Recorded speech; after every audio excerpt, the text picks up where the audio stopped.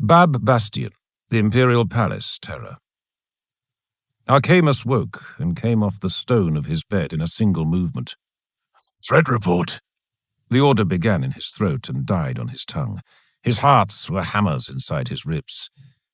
The cool gloom of his chamber answered him with silence.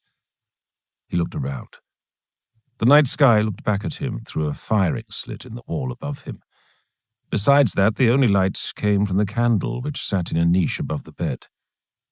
Hours and minutes were marked as lines and numbers on the tallow. 1 hour remained between the flame and the midnight line.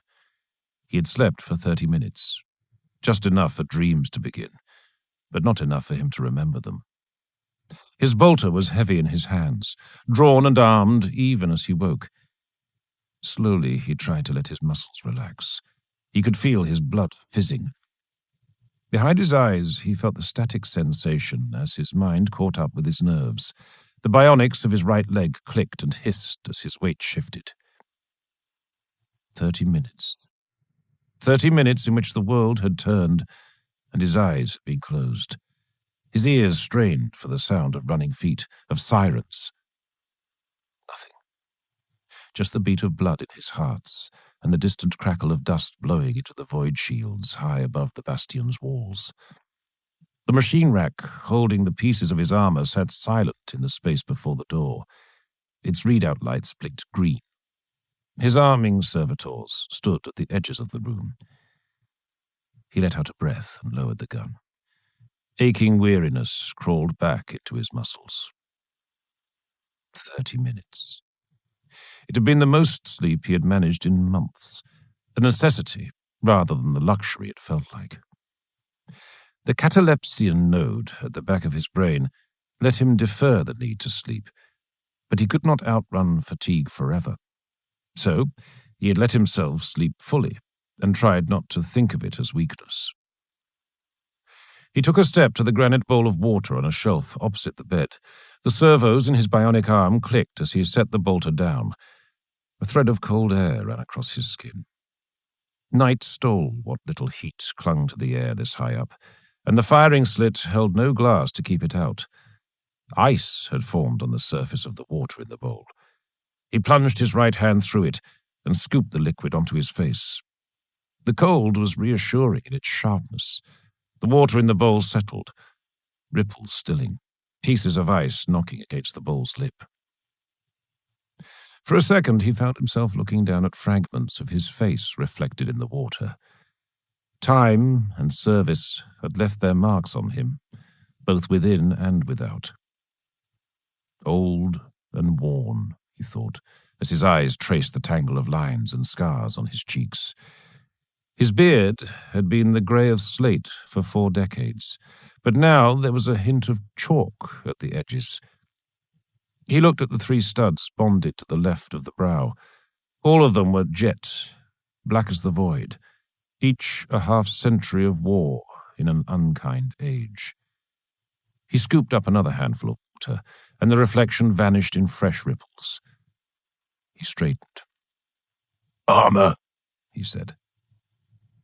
3 servitors stepped from the edge of the room. All were hunched, their backs bent beneath halos of mechanical arms. Brass visors with cruciform holes for eyes covered their faces. Black robes hung over what remained of their flesh. They lifted the first pieces of armor from the armature, disconnecting power feeds and slotting components together. They clad him layer by layer, riveting each plate in place, connecting wires, sealing ports. At last they stepped back, and he stood, burnished yellow gleaming in the candlelight. The star of Inuit sat on his chest, moulded from silver and gold, its rays clasped in a fist of jet. A black and red cloak, trimmed with ice lion fur, hung from his shoulder. His mono-eyed, crusade mark helmet was locked to his waist, leaving his face bare. He felt the usual twinge in his nerves as the connections to his bionic limbs asserted themselves fully.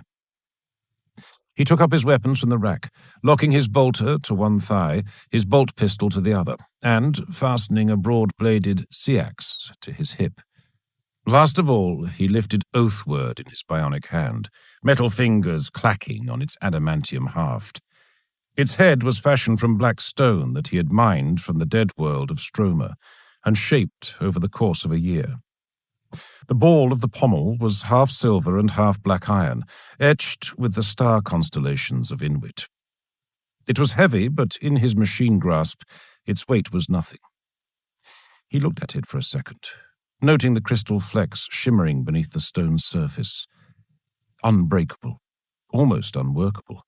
A stone that defied the universe by its existence. He nodded and touched the mace's head to his scalp. Then he locked it to his war plate with a snap of magnetic force. He walked from the chamber into the gloom of the corridor outside. A gust of air ran past him, and the light of the torches burning in the wall brackets billowed. He began to walk. The signals array in the collar of his armor started chiming, and vox transmissions began to fill his ears. He could hear every military signal in a sphere of space that extended 10 kilometers in every direction, and up to the edge of Terra's atmosphere. His mind sifted the information, building patterns of strength and weakness. The Huskarl squad, assigned to the Primarch's person, was in place. The second and third security cordons were spread throughout the bastion. Beyond that, 46 Legion units moved through the palace on carefully randomized patterns. Other forces were reporting nothing that gave him pause. Everything was as it needed to be. His eyes moved over the stones of the passages and stairwells as he climbed towards the command chamber. It was an ugly creation, both in intent and in execution. Chisel marks cut the faces of the granite walls, and its crenellations bit the air like bared teeth. It was a brutish, unrepentant creation in Archamus's eyes. He had wondered once if perhaps its makers had not intended it to last, but simply to endure through the trials of some lost age. Endure it had. He could not deny that.